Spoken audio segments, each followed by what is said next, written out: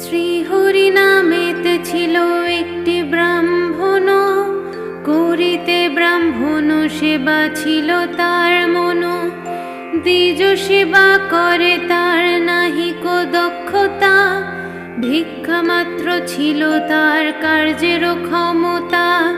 নিত্য ভিক্ষা করি করে উদর পূরণ, তাহাতেই দ্বিজ সেবা হয় অনুক্ষণ।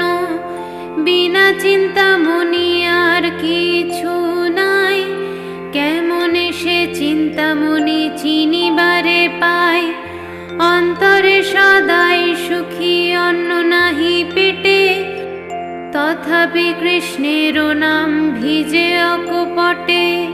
হেনকালে এক পুত্র ভূমিষ্ঠ হইল, হেরিয়া তাহার মুখ বিষাদে ভরিল।